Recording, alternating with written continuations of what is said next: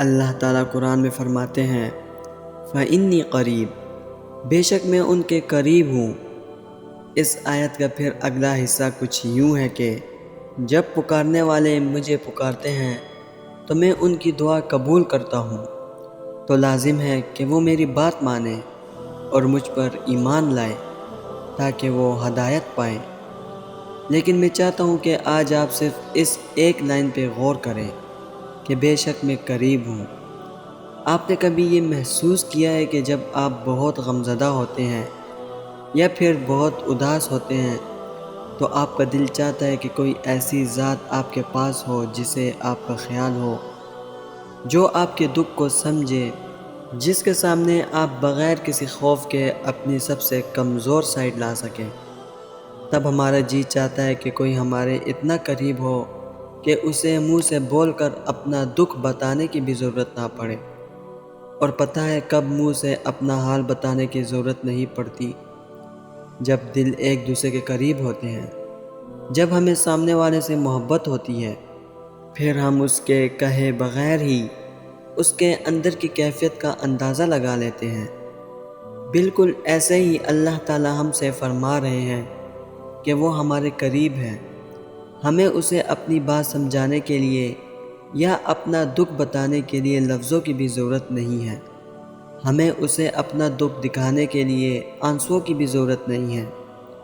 اکثر ایسا بھی ہوتا ہے کہ ہمارا دل غم سے پھٹ رہا ہوتا ہے، لیکن ہماری آنکھیں بالکل خشک ہوتی ہیں، اور تب ہم سوچتے ہیں کہ اللہ کے سامنے روئیں گے نہیں تو اللہ کو ہماری تڑپ کا کیسے پتہ چلے گا؟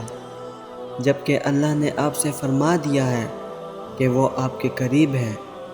ہم اگر انسانوں کی بات کریں تو جسمانی طور پر بہت سے انسان ہمارے قریب موجود ہوتے ہیں، لیکن روحانی طور پر ہم بالکل اکیلے ہوتے ہیں۔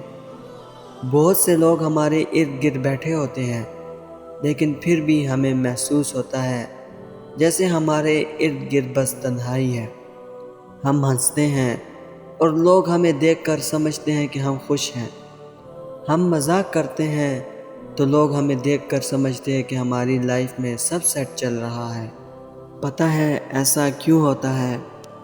ایسا تب ہوتا ہے جب ہمارے دل ایک دوسرے کے قریب نہیں ہوتے۔ جب کبھی آپ خود کا موازنہ کرنا چاہو کہ اللہ پاک آپ سے راضی بھی ہے کہ نہیں، تو رات کی تنہائی میں دھیان لڑایا کرو کہ کتنی دفعہ نام محمد صلی اللہ علیہ وسلم آپ کی زبان پر آیا، کتنی دفعہ درود پاک پڑھوایا گیا آپ سے دن بھر میں۔ وہ جو رب العزت ہے نا، کبھی کسی غیر یا ایسے انسان کی زبان پر اپنے محبوب کا نام آنے ہی نہیں دیتا جس سے وہ ناراض ہو۔ بس دنیا داری میں الجھائے رکھتا ہے انہیں ہر وقت۔ اور یہ بات تو آپ دل سے نکال ہی دو کہ درود شریف آپ خود پڑھتے ہو، بلکہ رب العزت آپ کو یاد دلاتا ہے کہ پڑھو۔ آپ کا دھیان اس طرف لاتا ہے کہ پڑھو درود شریف۔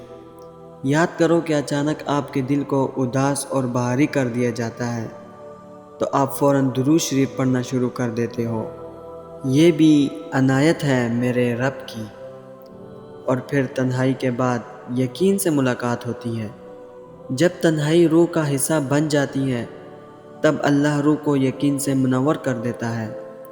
ہر اس بات کا یقین جسے عام شخص دیکھنے سے قاصر ہوتا ہے، اللہ کی موجودگی کا یقین، اس کی مصلحتوں کا یقین، اس کی رضا کا یقین، اس کی محبت کا یقین، اسے دیکھنے والی آنکھوں کا یقین، سانسوں کے بحال سلسلے کا یقین، لا حاصل کے حاصل ہونے کا یقین، ناممکن ہے ممکن ہونے کا یقین، وقت کے گزر جانے کا یقین، مسکراہٹوں کے لوٹ آنے کا یقین، موت کا یقین، اور پھر موت کے بعد اللہ سے ملاقات کا یقین۔ دوستو، امید کرتا ہوں اس ویڈیو سے آپ کی پریشانی میں کمی ضرور آئی ہوگی۔ ویڈیو اگر پسند آئی ہو تو لائک کر کے شیئر ضرور کر دینا، اور اگر ہمارے چینل پر نئے آئے ہیں تو چینل کو سبسکرائب کر دینا۔ انشاءاللہ ملتے ہیں اگلی ویڈیو میں۔ اللہ حافظ۔